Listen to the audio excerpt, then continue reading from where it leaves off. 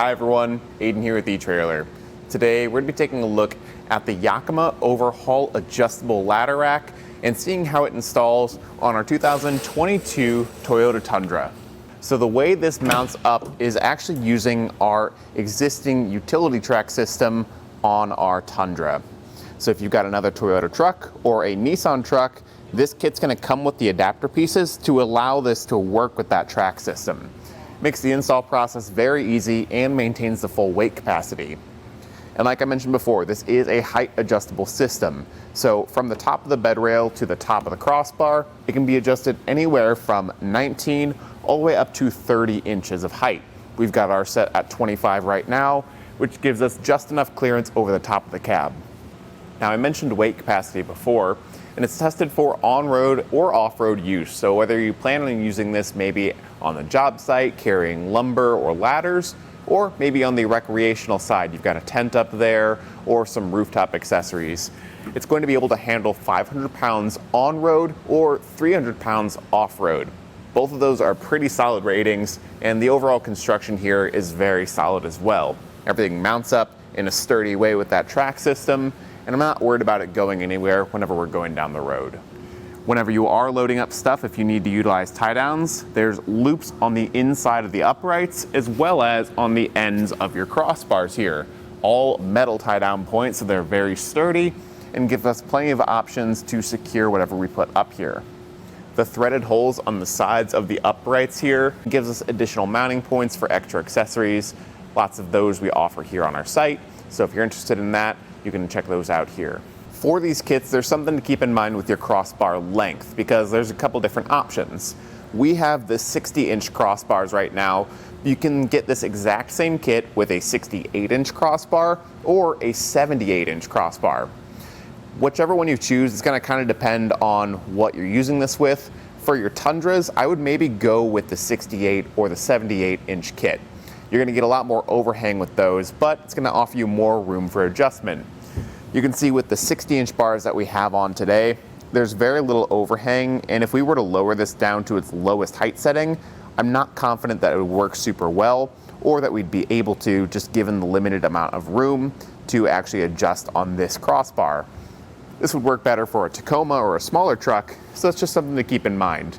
All the kits are going to function the exact same way. You just have that different option for the crossbar length depending on what you choose. The ladder rack also locks to the vehicle, so no one can mess with it when you're not around.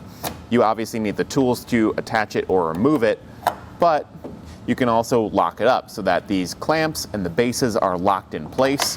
You've got one of those locks for each of the crossbars, making sure that the whole system is secure. As far as mounting different accessories goes, you can use the T-track on top to slide your accessories in. Just know that you'll have to cut that weather stripping to length if you want to fill in the remaining gaps after you've slid the accessories in. The other option you have is just a standard clamp around accessory. And the good thing about these HD bars is that they're pretty close to a normal size crossbar, and most clamp around accessories should work just fine on here. That can't be said for a lot of other HD bars because they get very big and bulky and sometimes are odd dimensions, but these ones are very standard. If you don't want to leave the ladder rack on all the time, it's pretty easy to remove the uprights from the bases. You can just loosen up the bolts on the side. This is the non-locking one for this rear crossbar here. And once both sides are loosened up enough to let the uprights out, you can just lift it up and away from those bases. So getting it set up is pretty straightforward. Getting it taken off the truck is also very straightforward. And then you're just left with the bases mounted to your rails, so it's ready to go for next time. You don't have to do any more additional setup besides just dropping it back in, tightening it up, and locking it up. Speaking of that setup process, let's walk you through the installation now, and we'll also show you how you can make your height adjustments there. Now, our truck today has the utility track rails, so we're going to be using the adapter kit that's included in this kit.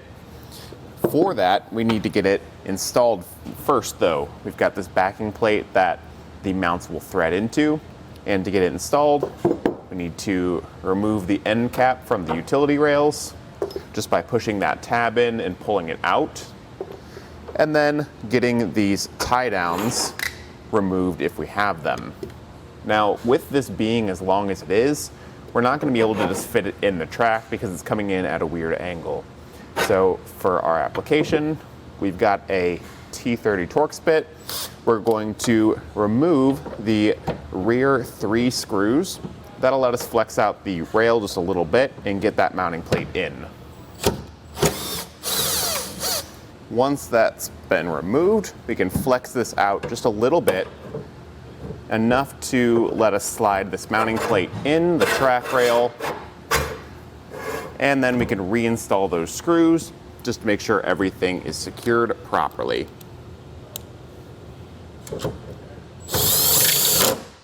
Now we can set up the bases for the actual uprights of the ladder rack.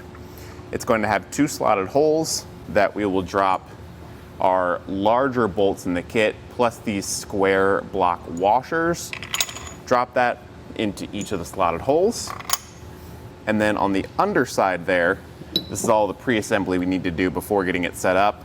Take the larger brackets from your adapter kit, drop the threaded bolt down through the top with the teeth facing out towards us. And then underneath, we'll have this lock nut that we will thread in place. It's kind of awkward to get this done, but I found it best to hold the nut up in place and hand tighten it from the top on that bolt. Eventually it'll kind of stop out with it being a lock nut. That's good enough. Repeat that process on the other bolt. Before we get everything set up on top of the bed rail, I want to do a little bit of pre-assembly on the screws we'll use to mount that base to that backing plate in the track rail. So this is the assembled finished product. What that's going to consist of is our screw, a lock washer, a flat washer, and then the silver plate with the teeth facing up. That'll face in towards the other teeth we left facing out and kind of bite in together. Then we can set the base up in place and get these threaded in. Now there's a variety of different holes to choose from on the section with the teeth. Not the bottom one, not the one above that, but this middle one right here. That's the one we're going to be going through for our Tundra today. And if you've got a different truck, maybe you've got a Nissan Titan or a Pathfinder and you're watching this video, just consult the instructions for which hole that you need to use, because this does work for a variety of different trucks.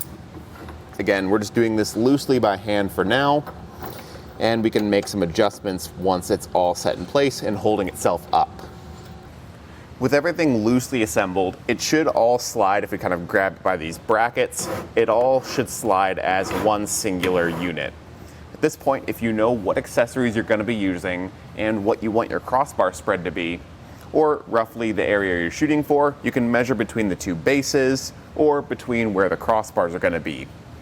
For us today, we're not really going for any specific accessory, so I'm just going to generally set mine in place where I think it's going to fit the best. And then I'll take a measurement between the 2 bases and make sure that I match that measurement when I do the other side.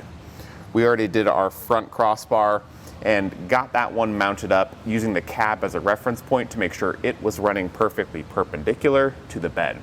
At this point, when you're happy with it, you can just go back through and tighten down all of those bolts that we left loose. With the base solidly in place, you can take your upright, slide it into the base. Now in our case, ours isn't loose enough. Just loosen that bolt on the outside. That'll allow the base to drop in.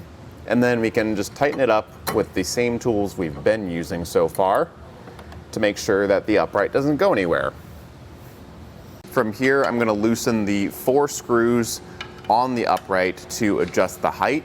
Once I've got it where I want it, I'll tighten it down and repeat all of these steps from the track rail to the mounting plate and the uprights on the other side. The height here is really going to depend on your application and where you want it. For ours today, I set it at the 25-inch mark. There's markings on the inside of the rail to let you accurately choose your height setting between the different uprights And again, depending on your application, you might want extra cab clearance, you might not need any cab clearance. It really just depends on what you're using this for, but just know that you can change it down the road if you want to. With the uprights firmly in place and set to their proper height, we can get the crossbar in place. To do that, we're gonna have 2 more plates that need to go in the track on the underside of the crossbar here. To get to that track, we have these end caps that are held in place with a small screw within the track. Again, we're using the same tools that are provided in our kit, and although this can be a little tricky to get out, you can usually get it out just with a fingernail or by flipping it over, and then sliding both of these plates into the track.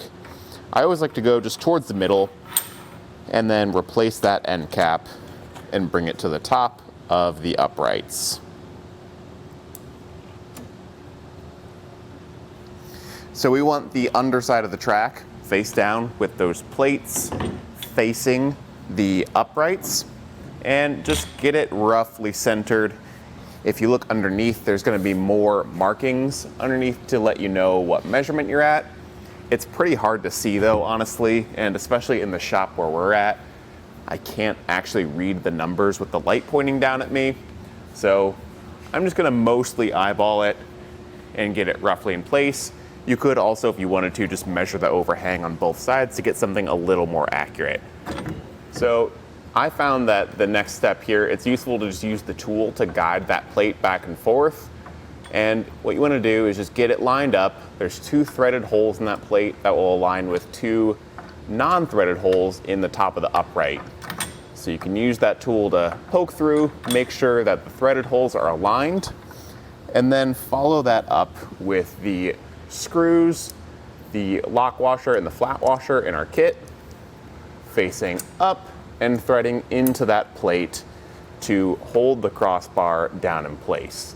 Since we did all of our positioning side to side, I'm just gonna go ahead and fully tighten these down as I go.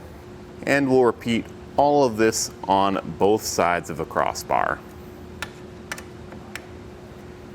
The final step is to take our locking cores and just attach them to the bases.